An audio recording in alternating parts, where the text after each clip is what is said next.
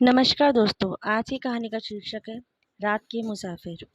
अंधेरी काली रात एक सुनसान सड़क पर जहां भूले भटके कोई गाड़ी आ रही थी, अचानक मालिनी की गाड़ी ने धोखा दे दिया।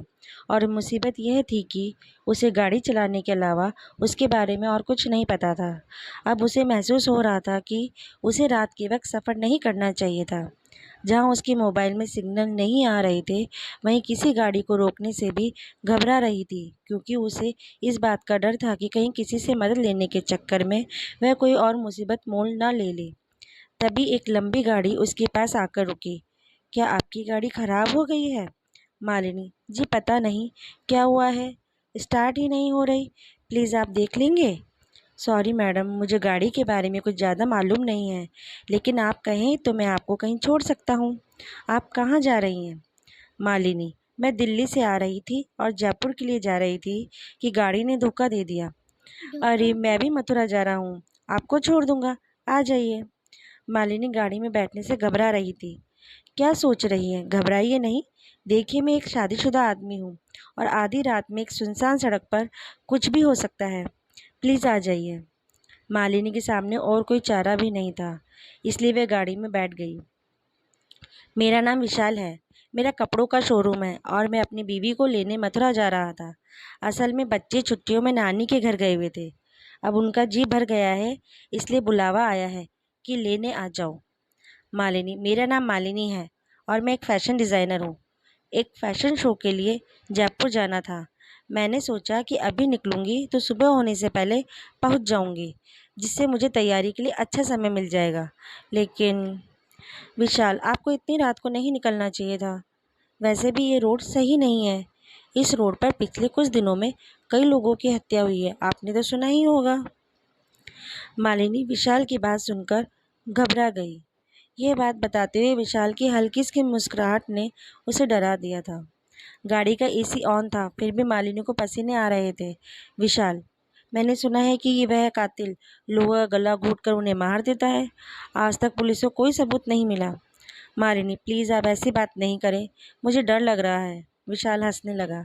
आप जैसी बहादुर लड़की रात में अकेली सफ़र कर रही है, उसे कैसा डर?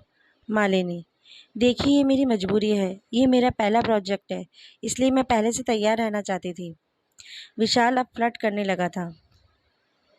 आप भी कहाँ फैशन डिज़ाइनिंग में पड़ गई? आप जैसी सुंदर लड़की को तो मॉडल होना चाहिए, सारे शो हाउसफुल हो जाएंगे। मालिनी विशाल के बदलते मिजाज को देखकर थोड़ा सतर्क होने लगी। उसने अपने बैग में से पानी की बोतल निकाली और पानी पीने लगी। विशाल, प्यास तो मुझे भी लगी है, क्या आप मेरी प्यास बुझा देंगी? मालिनी क्या मतलब है आपका? विशाल मेरा मतलब है कि मुझे भी प्यास लगी है, प्लीज़ अपनी बोतल दे दीजिए। मालिनी आपकी अपनी बोतल भी तो रखी है, उससे पी लीजिए। विशाल उसमें वो बात कहाँ जो आपकी बोतल में है? मालिनी देखिए मेरे साथ ऐसी बातें नहीं कीजिए, नहीं तो मैं गाड़ी से उतर जाऊंगी। विशाल अरे आप तो बुरा मान गई, मैं तो मजाक कर रहा था। विशाल ने मालिनी से बोतल ली और पानी पीने लगा। मालिनी को उसका ये व्यवहार अजीब लग रहा था। तभी मालिनी ने देखा कि उसके मोबाइल में सिग्नल आ गए हैं और वह फ़ोन करने लगी। मालिनी हेलो मम्मी, मैं अभी रास्ते में ही हूँ। मेरी गाड़ी ख़राब हो गई थी, इसलिए मैंने किसी से लिफ्ट ले ली है। नहीं मम्मी, घबराने की कोई बात नहीं है, मैं ठीक हूँ। मैं जयपुर पहुँचकर तुम्हें फ़ोन करूँगी। मम्मी से बात करके मालिनी की हिम्मत बढ़ गई थी। अब वह भी खुलकर विशाल से बात करने लगी। मालिनी आपने तो मेरा सारा पानी ख़त्म कर दिया।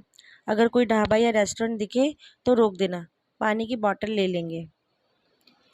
विशाल आपने ये जो ड्रेस पहन रखी है बहुत सुंदर है, क्या आपने ही डिज़ाइन की है? ये बोलते हुए विशाल मालिनी की मिनी ड्रेस को ऊपर से नीचे देख रहा था। उसका इस तरह देखना मालिनी को अच्छा नहीं लगा। मालिनी विशाल का ध्यान भटकाने और वक्त बिताने के लिए उससे इधर उधर की बातें करने लगी। मालिनी नहीं, ये तो मैंने मार्केट से परचेज़ की है।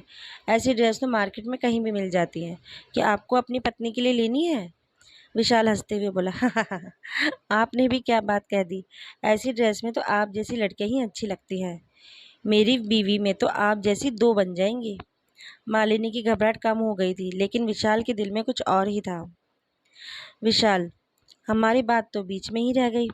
मैं आपको बता रहा था कि आगे से इतनी रात में भूलकर भी इस सड़क पर सफ़र मत करना, क्योंकि ना जाने कौन किस बात का बदला ले रहा है। इस रोड पर कई लोगों की गला घोंटकर हत्या कर दी, जबकि कोई लूटपाट भी नहीं हुई। मालिनी गुस्से में, आप बार बार वही बात क्यों कर रहे हैं?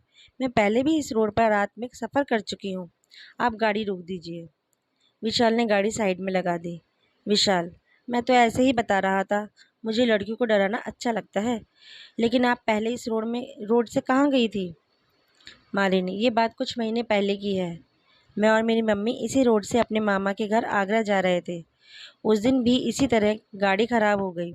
वहाँ एक गाड़ी आ गई जिसमें 3 लड़के थे। मैं अपनी मम्मी के साथ थी तो बिल्कुल नहीं घबरा रही थी। उन्होंने हमें लिफ्ट दी। हम भी गाड़ी में बैठ गए। लेकिन बीच रास्ते में वह लड़के मेरे साथ बदतमीज़ी करने लगे। हमने विरोध किया तो उन्होंने गाड़ी एक सुनसान जगह पर रोक दी। मेरी माँ ने उन्हें रोकने की बहुत कोशिश की। विशाल बीच में बोल पड़ा, ओह, तो अब आप मुझे डराने की कोशिश कर रही हैं, लेकिन यह चाल मुझ पर नहीं चलने वाली। मालिनी, ये कोई मजाक नहीं है। उन्होंने मेरी माँ को चलती गाड़ी से घेर दिया और मेरे साथ गलत काम करने के बाद मुझे भी मारने की कोशिश की, लेकिन किसी तरह मैं भाग गई। कुछ लोगों ने मुझे हॉस्पिटल पहुंचाया। जब मुझे होश आया तो पता चला कि मेरी मम्मी की मौत हो गई है। मैंने उन लोगों को ढूंढने की बहुत कोशिश की, लेकिन उनका कुछ पता नहीं चला। फिर मैंने फैसला किया कि इसके जिम्मेदार वह लोग हैं जो अकेली लड़की को देखकर उसे लिफ्ट देने के बहाने उसे इस्तेमाल करने की सोचते हैं। इसलिए मैं पिछले कई हफ्तों से तुम जैसे लोगों का इंतजार करती हूँ और उन्हें मार देती हूँ। विशाल खांसते हुए, मजाक बंद करो। तुम जैसी लड़की क्या किसी को मारेगी? मालिनी, मुझे लगता है तुम न्यूज़ अच्छे से नहीं देखते। मारने वालों को गला घोंटने से पहले जहर दिया गया था, जिससे ताकतवर से ताकतवर को मारना आसान हो जाता है। विशाल की हालत बिगड़ने लगी। "उह, लेकिन तुमने मुझे जहर कब दिया? मैंने तो कुछ नहीं खाया। मालिनी जोर से हंस के बोली, हा हा हा हा। मैंने बोला था ना, अपनी बोतल से पानी पी लो। लेकिन फ्लर्ट करने के चक्कर में तुमने मेरी बात नहीं मानी। विशाल, मेरी हालत बिगड़ रही है। प्लीज़ मुझे बचा लो। मैं ऐसा आदमी नहीं हूँ। मालिनी, मैं ऐसा आदमी नहीं हूँ। बस अकेली लड़की देखी और हो गए शुरू। क्या तुमने एक बार गाड़ी से उतर कर देखा कि मेरी गाड़ी खराब भी है कि नहीं? तुम्हें तो बस मुझे अपनी गाड़ी में बैठाने की जल्दी थी। क्या तुमने ये देखा कि मैं एक शो के लिए जा रही हूँ और मेरे पास एक छोटे से बैग के अलावा कुछ नहीं था? क्या तुमने मदद करने से पहले एक बार भी मेरे घर वालों से बात करने के बारे में सोचा? नहीं, क्योंकि तुम तो रंगीन सपनों में खोए हुए थे कि कब मैं मानूं और तुम गाड़ी किसी होटल पर लगाओ। जब तक मैं जिंदा हूँ तुम जैसे लोगों को उनके अंजाम तक पहुँचाती रहूँगी। इतना कहते ही माली ने हंसते हुए अपने बैग में से एक मोटी रस्सी निकाली। विशाल असहाय पड़ा ये सब होते देख रहा था। धीरे धीरे उसकी आंखों के आगे अंधेरा छाने लगा। समाप्त। आपको ये कहानी कैसी लगी हमें कमेंट बॉक्स में ज़रूर बताएं। धन्यवाद। चैनल पे नए हो तो सब्सक्राइब ज़रूर करिएगा।